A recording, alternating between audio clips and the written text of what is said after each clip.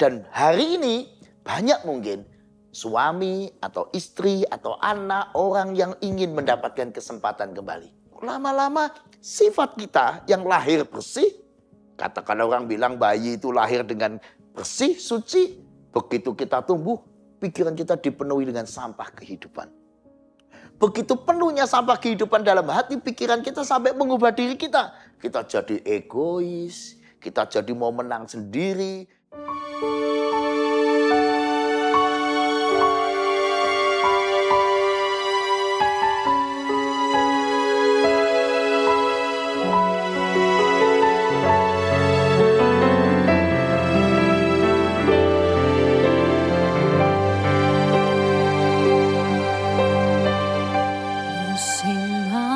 Selalu berganti,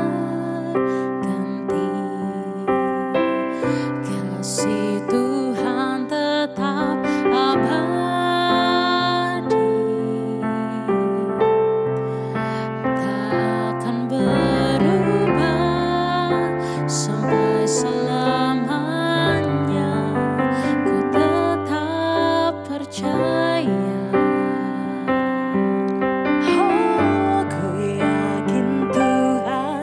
Memberkati, ku yakin Tuhan melindungi,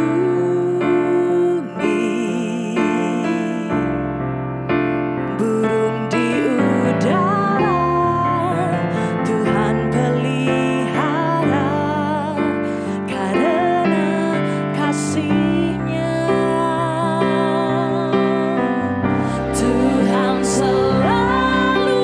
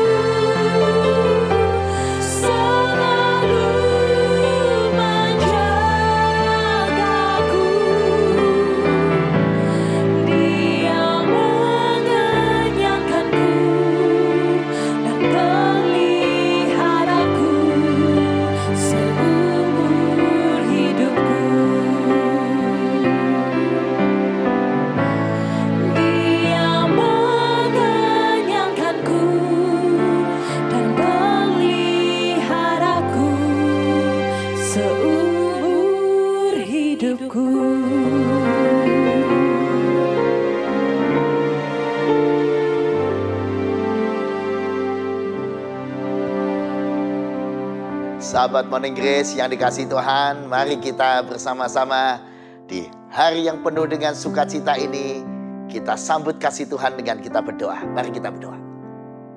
Ya Tuhan, terima kasih untuk pagi yang begitu indah. Biarlah pekerjaan Tuhan semakin nyata dalam kehidupan kami dan membuat dunia semakin diberkati oleh Tuhan. Kami serahkan pagi ini supaya menjadikan semua kami merasakan berkat Tuhan dan boleh menjadi berkat juga dimanapun Tuhan menempatkan kami. Terima kasih Tuhan. Amin. Shalom sahabat Morning Grace kasih Tuhan. Bagaimana Marisa dan juga Jen? Ya, kita semua bersukacita ya. Kayak tadi lagu yang kita nyanyikan, Tuhan yang selalu menolong, menjaga kita. Tapi tahukah teman-teman semua bahwa ada satu berkat Tuhan yang kadang nggak kita pikirin. Kalau biasanya kita ngomong berkat Tuhan, pemeliharaan Tuhan kan biasanya berupa rezeki, barang, atau doa yang dikabulkan, atau berupa mendapat ini dan itu. Tapi ada satu berkat Tuhan yang istimewa yang sering kita lupakan. Nah, kira-kira tebak-menebak nih. Tahu nggak apa itu? Ya, itu juga berkat Tuhan dan semuanya. Tapi ada satu yang mau kita bahas pagi ini, yaitu kita mendapat kesempatan kembali. Wah, kesempatan itu merupakan berkat Tuhan.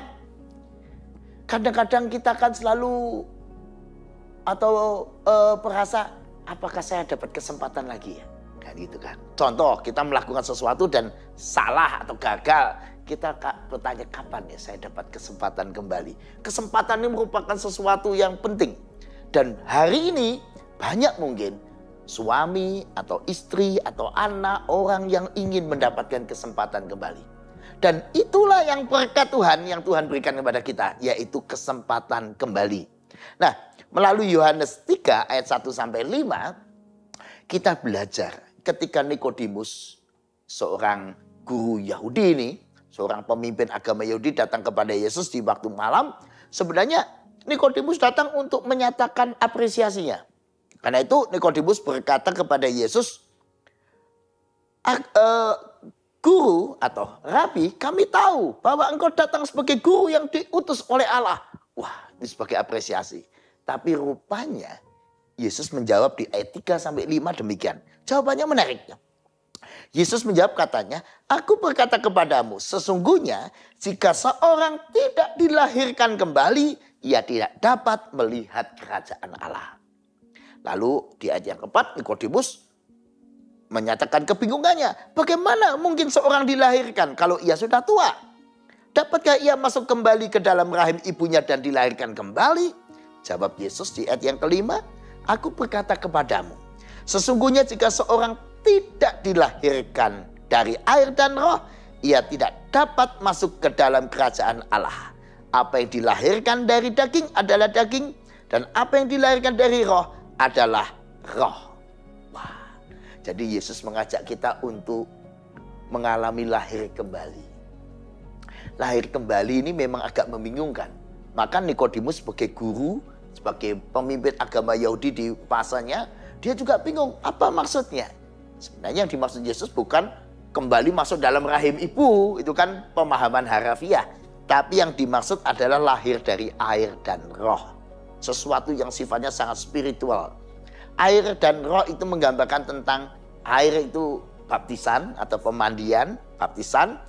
Ya, artinya kita diajak untuk percaya, dan lahir dari roh artinya mengalami pembaruan karya Roh Kudus. Jadi Allah Roh Kudus hadir bukan cuma menemani kita, bukan cuma memelihara, tapi mengajak kita lahir kembali. Artinya apa lahir kembali? Kita diajak memiliki cara hidup, pola pikir, cara pandang yang sesuai dengan firman Allah, yang Allah inginkan. Mungkin waktu kita kecil, tumbuh, kita hidup kan di tengah dunia yang macam-macam kan. Ada yang keluarganya memberi contoh baik, wah puji Tuhan. Tapi ada juga namanya keluarga baik pun juga ada kelemahannya. Ada juga contoh yang nggak baik. Apalagi keluarga yang maaf ya kurang bijaksana. Apalagi lingkungan yang buruk. Apalagi dunia yang buruk. Apalagi pergaulannya buruk. Pendek kata, dunia ini tidak hanya memberi yang baik dan contoh yang baik, tapi juga yang buruk. Lama-lama sifat kita yang lahir bersih, katakan orang bilang bayi itu lahir dengan bersih, suci. Begitu kita tumbuh, pikiran kita dipenuhi dengan sampah kehidupan. Begitu penuhnya sampah kehidupan dalam hati, pikiran kita sampai mengubah diri kita. Kita jadi egois, kita jadi mau menang sendiri, kita nggak peduli orang lain, kita jadi orang yang kasar, kita jadi tahu bagaimana harus hidup, yaitu harus keras mengalahkan orang lain. Kalau enggak nanti kita menderita. Dan seterusnya banyak cara pandang yang salah. Maka saya sebut itu sampah kehidupan. Atau nilai-nilai yang sebenarnya tidak baik. Tapi terlanjur menjadi diri kita. Lalu kita menjadi pribadi yang dalam tanda petik, ya sesuatu yang buruk. Maka tidak heran begitu orang percaya pun setelah dia menikah misalnya. Kacau rumah tangganya. Padahal tahu tentang kasih, tahu tentang pemeliharaan Allah, semuanya. Kenapa? Karena sampah dalam dirinya itu membuat dia menjadi orang yang dalam pernikahan egois, mementingkan diri sendiri, memandang rendah pasangannya, tidak bisa bicara lembut, dan seterusnya. Jadi rumah tangga jadi kacau. Kalau dia menjadi orang tua juga jadi orang tua yang kacau. Mungkin dia tidak bermaksud jahat, tapi karena dia sudah memiliki banyak sampah kehidupan. Sehingga dia itu lalu tahu, wah anak ini harus diperlakukan keras. Kalau nggak keras, maka anak itu akan jadi lemah dan seterusnya. Atau mungkin dia ada pandangan-pandangan lain di dunia ini, banyak sekali pandangan. Kalau dia bekerja juga dia belajar hidup kerja itu yang penting hasil, untuk bisa berhasil harus tegar pada orang lain dan seterusnya. Semua itu dia pelajari dari dunia dan itulah kita. Dan karena itu hidup kita kadang-kadang menjadi susah, ya kan? Kita lalu punya teman kok nggak bisa baik ya? Kok masalah terus dengan orang lain? Menikah kok masalah terus? Punya anak keluarga kok masalah terus? Lalu kita jadi capek dengan hidup kita. Wah, hidup kok banyak masalah. Dan banyak di antara kita dan mungkin juga sahabat Monikers merasa capek dengan dirinya. Tuhan, aku kok seperti ini ya Tuhan? Kenapa aku tidak sebaik yang seharusnya? Aku lelah dengan diriku, dengan cara pandangku, dengan konflik-konflik, dengan masalah hidup. Nah, karena itu Tuhan Yesus memberi kita berkat yang luar biasa, yaitu kita dikasih kesempatan lahir kembali.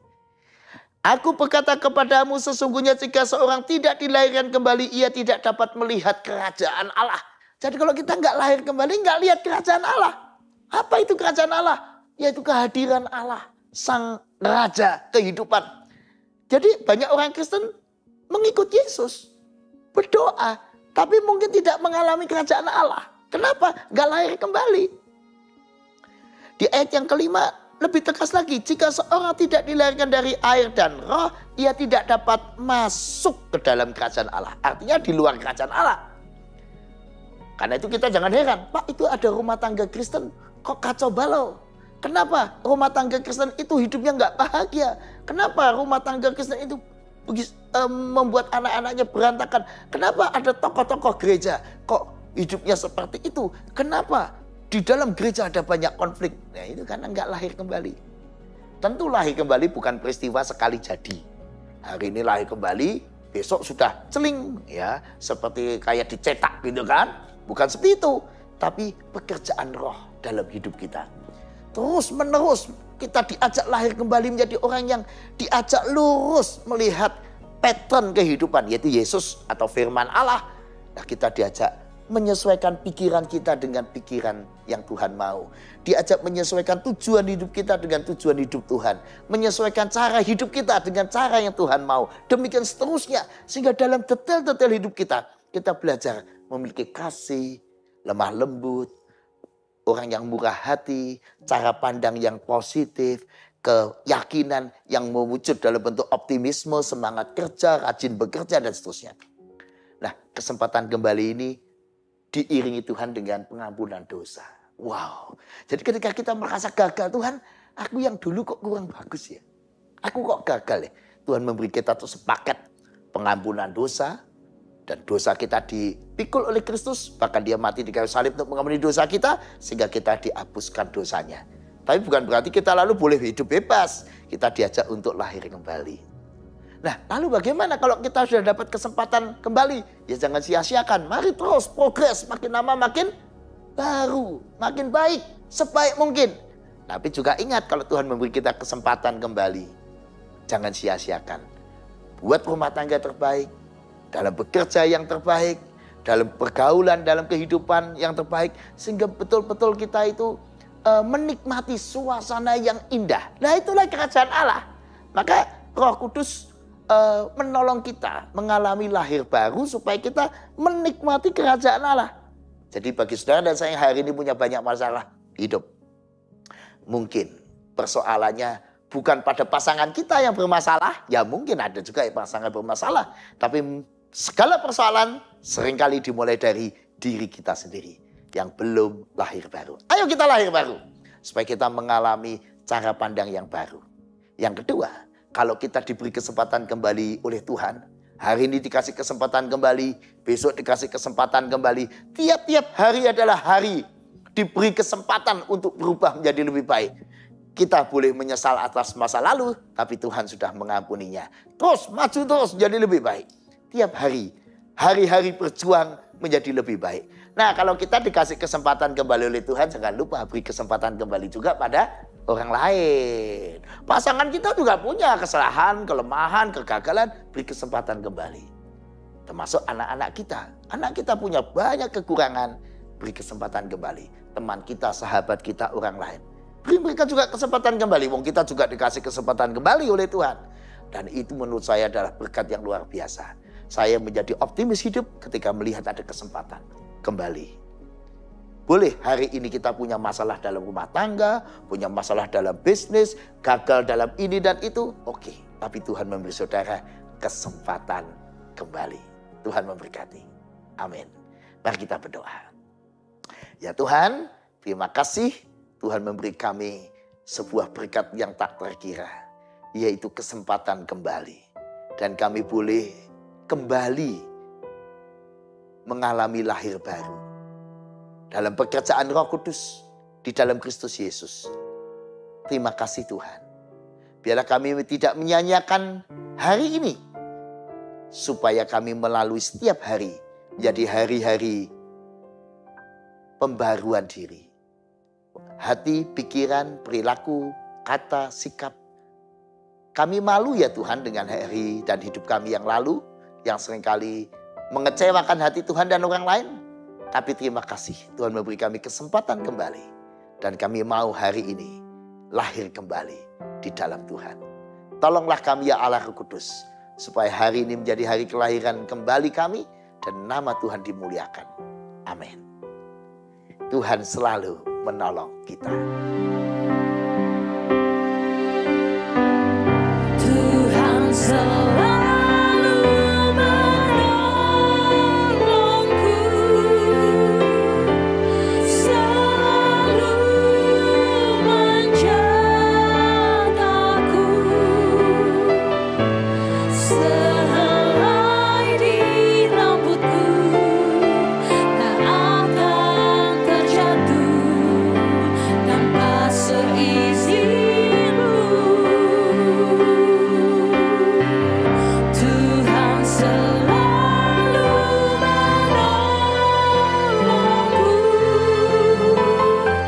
selalu menjagaku.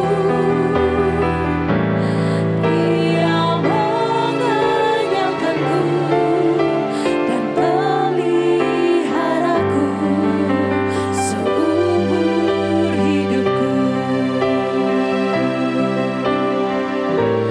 Dia mengenyangkanku dan peliharaku seumur hidupku.